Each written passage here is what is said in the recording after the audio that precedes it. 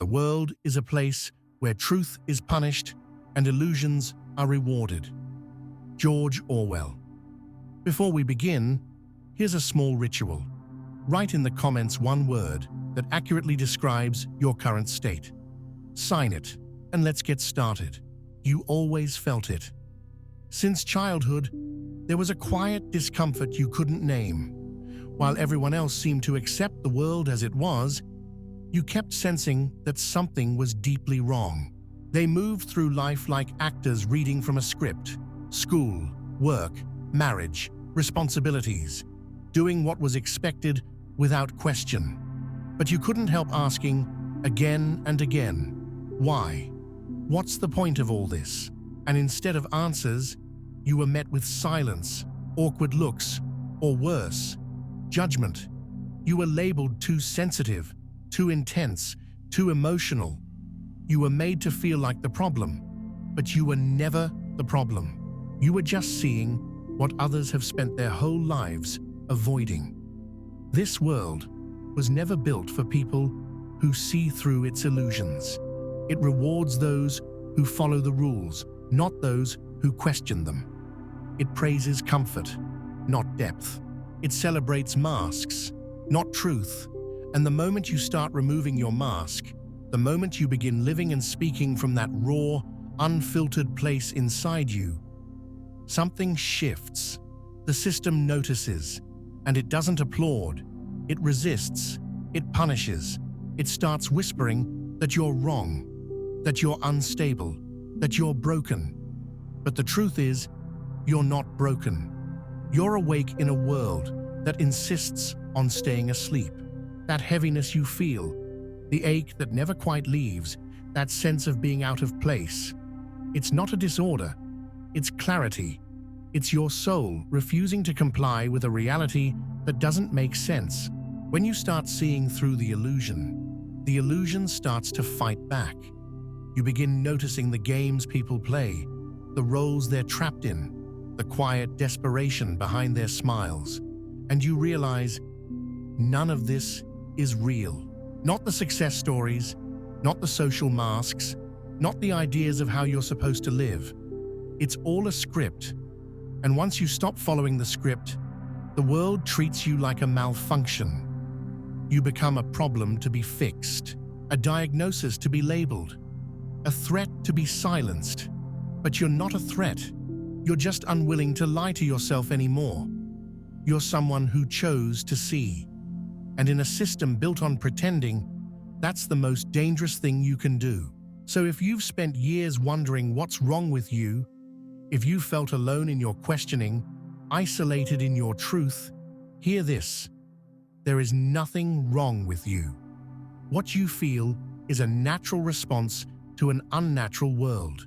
You were never meant to fit into this machinery. You were meant to notice it. If these words touch something in you that no one else has ever named, stay with me. Because by the end of this, you'll understand something crucial. That pain you've been carrying, it's not your weakness. It's your intelligence, your sensitivity, your refusal to go numb. And in a world that feeds on numbness, that is your power. Illusion isn't just something we fall into. It's something we're trained to protect. From the earliest years, you're taught that there's one path, one definition of success, one version of truth.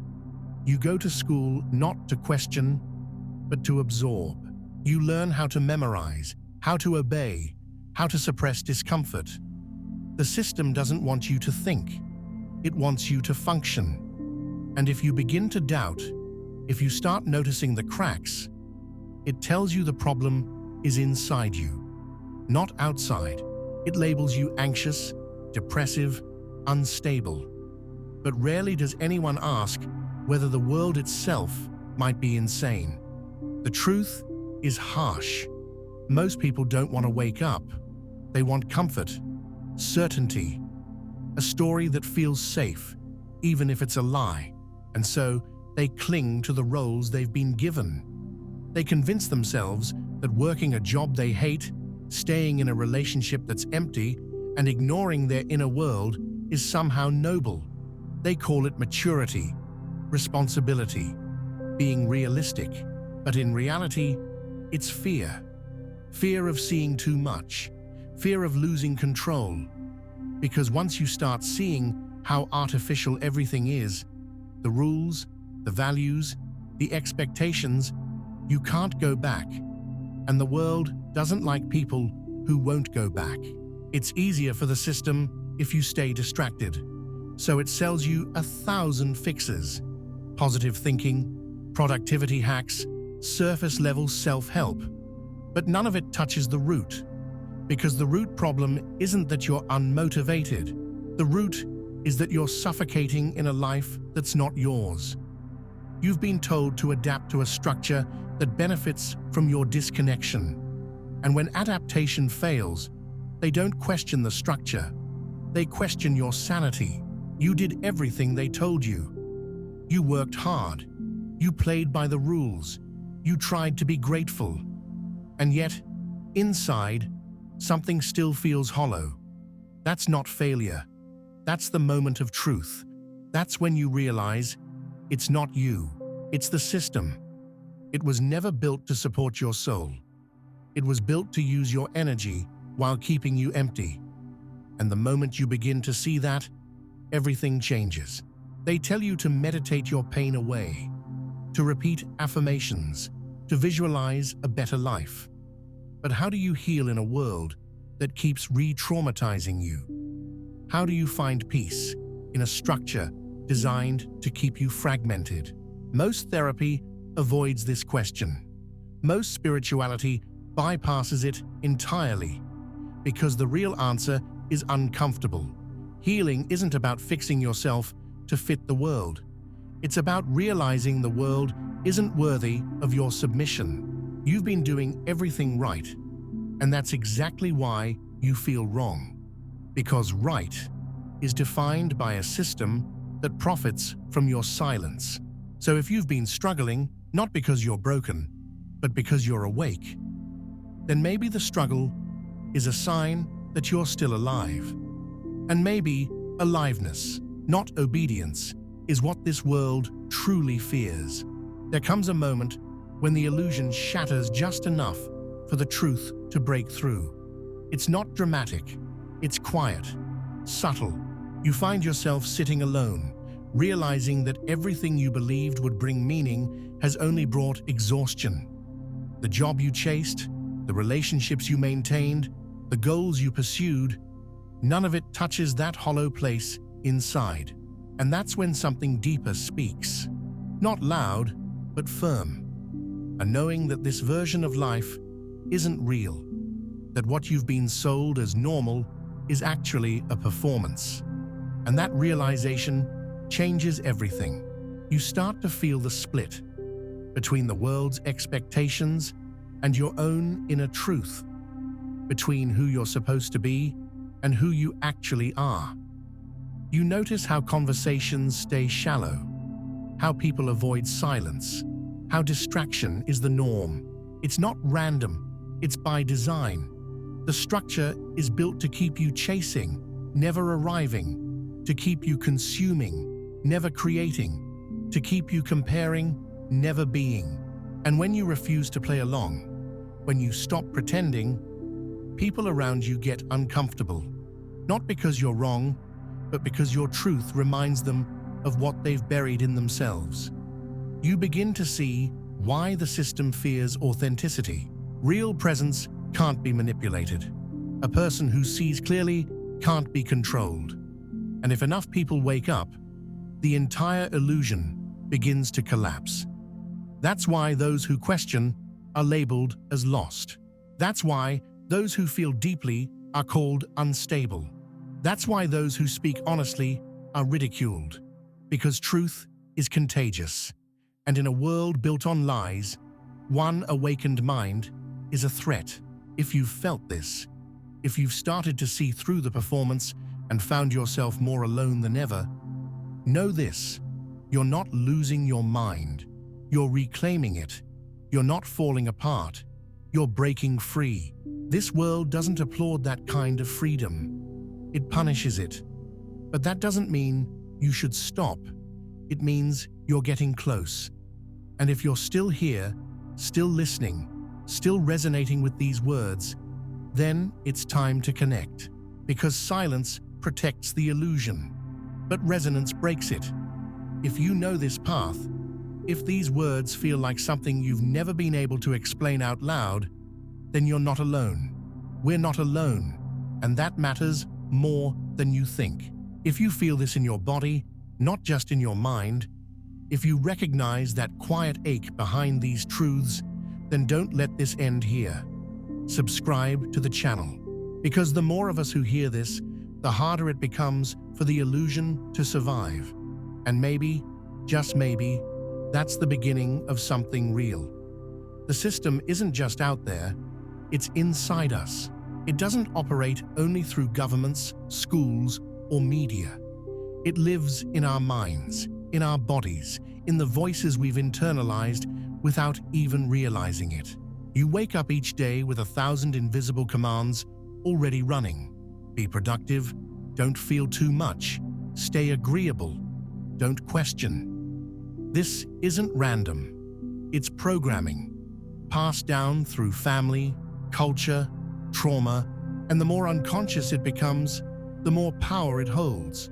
That's why even when you want to break free, something inside pulls you back. It's not laziness, it's not weakness, it's the weight of conditioning that's been drilled into you since the beginning.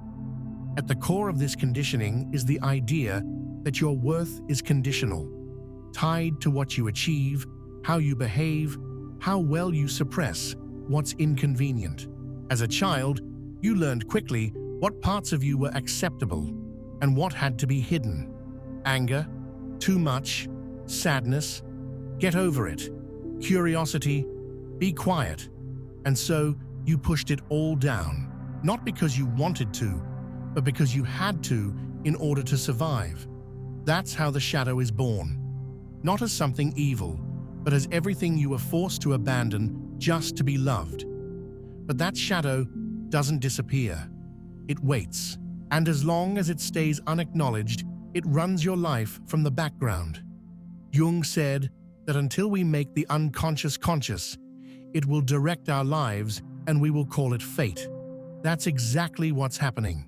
We think we're making choices, but most of the time, it's just patterns repeating. Old wounds recreating familiar pain. Childhood fears driving adult decisions. Unspoken beliefs dictating what we allow ourselves to have, feel, or express. This isn't psychology as theory. It's daily reality. And if we don't stop and look at it honestly, we live decades without ever meeting ourselves. What the world calls normal is often just trauma, dressed in routine. Burnout is rewarded. Disconnection is expected. Numbness is celebrated as maturity. And the people who can't keep up, the ones who crash, collapse, question, they're labeled as weak. But in truth, they're often the most awake, because it takes strength to break. It takes clarity to fall apart. Collapse isn't failure. It's the psyche rejecting a false life. When you begin to see these internal mechanisms, the critic in your head, the tension in your body, the beliefs you didn't choose, that's the moment everything begins to shift.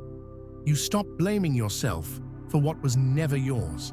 You start hearing the voice beneath the noise, not the voice of fear or expectation, the voice of something real, something old, something that remembers who you were before the world told you who to be. This work isn't glamorous. It won't be applauded. But it's the only way home. And every time you choose to sit with your pain instead of escaping it, every time you face a part of yourself you used to hide, you take back a piece of your power. Not to become perfect, but to become whole.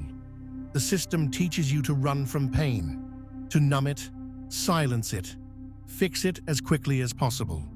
But pain isn't the enemy. It's the signal, the doorway, the teacher.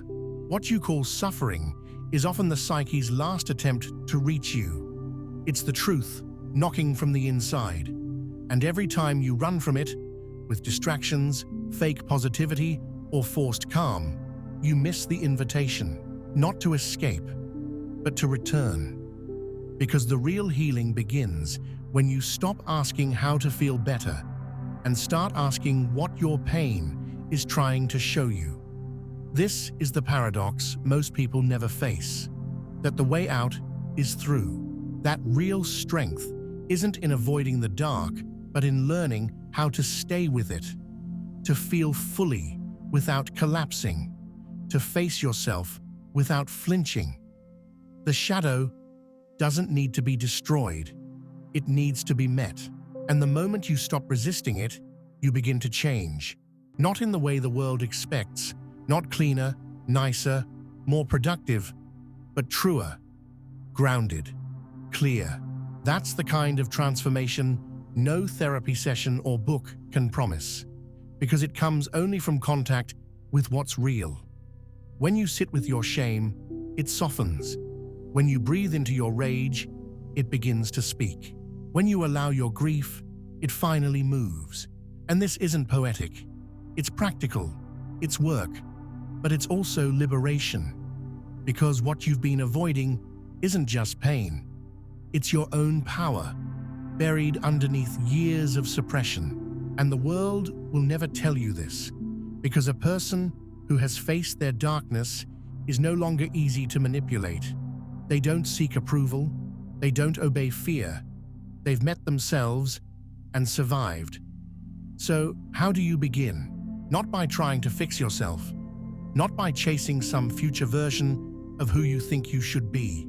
The real beginning is in stopping, in becoming still enough to hear what's already inside you. Beneath the noise, beneath the tension, beneath the layers of performance, there is a part of you that has never been broken. It's quiet, it's calm, but it's always been there, waiting.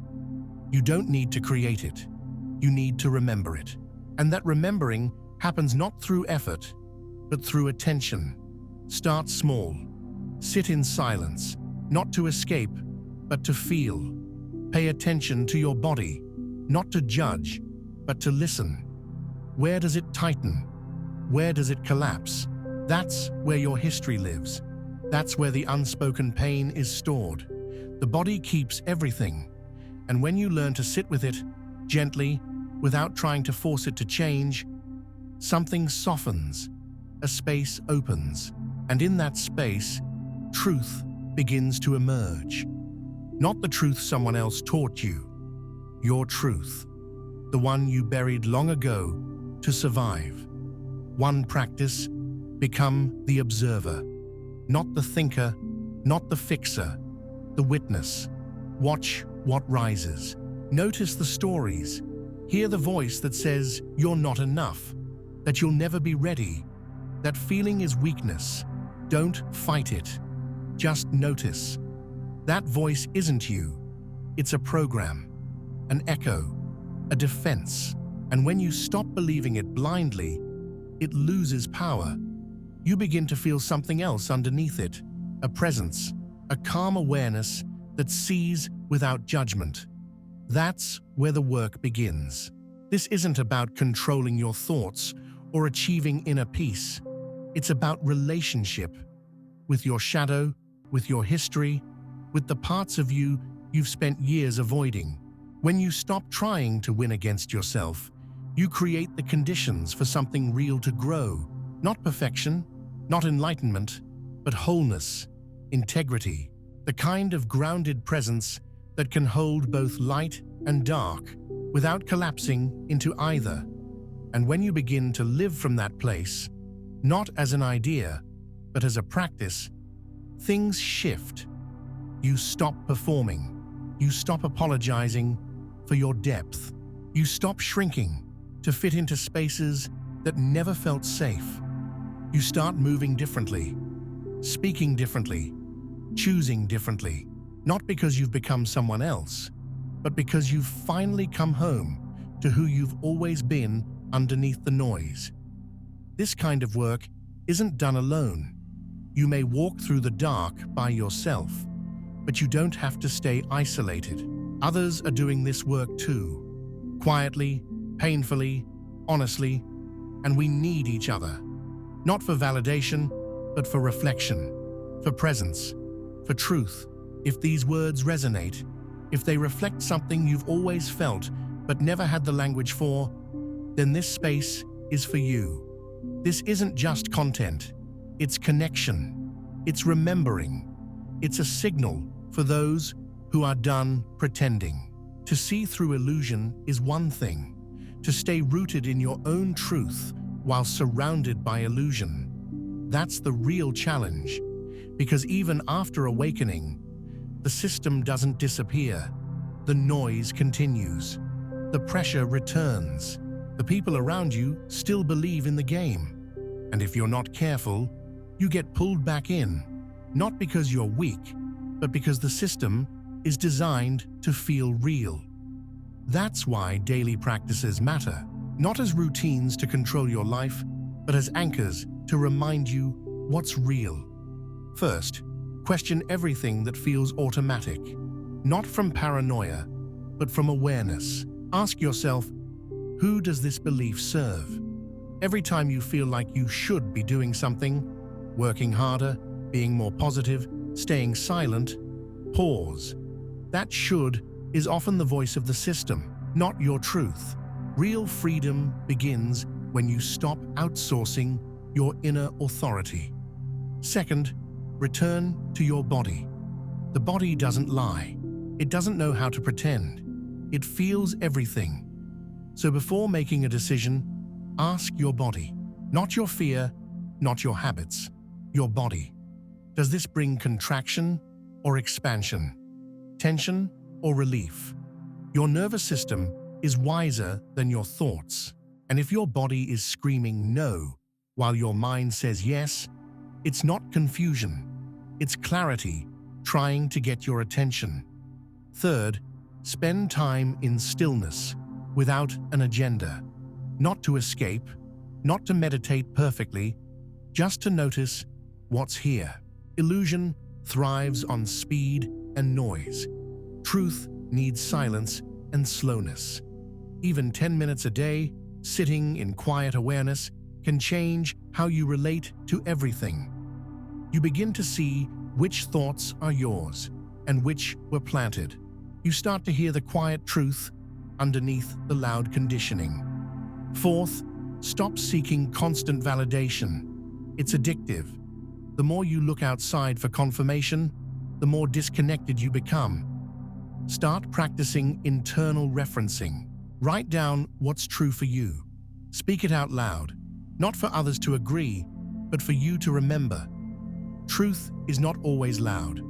Sometimes it's a quiet knowing that others won't understand, and that's okay. Fifth, reconnect with people who see. Not perfectly, not fully, but honestly. Find those who aren't afraid of silence, who don't need to fix you, who listen with presence. And if you can't find them yet, become that person for yourself. Speak to yourself like someone who finally gets it. Someone who isn't afraid of your darkness, because the most radical act in this world is to be fully with yourself. No masks, no filters, no performance. This world will keep trying to convince you that something's wrong with you, that you need to change, upgrade, improve. But the truth is, the more connected you become with who you really are, the more clearly you see that the sickness isn't in you. It's in the system that taught you to betray yourself just to belong. If you've recognized yourself in these words, if you feel something in you finally exhale, write in the comments, "I accept my shadow." Let that be your promise to stop running, to stop fixing, to start listening. And if you're ready to stop playing roles, write, "I remove the masks." Let's create a space for those who are done performing. This isn't the end, it's only the beginning. There is no final destination, no version of you that has it all figured out. There's only this: the moment you choose to see, to feel, to live from truth. And once you've tasted that, you can never fully go back. The illusion will try to seduce you again. But now, you know, and knowing is where power begins. You're not alone. We're not alone. And together, we can hold the truth, even in a world that fears it. We're sure you've discovered plenty of value, so subscribe now and stay connected.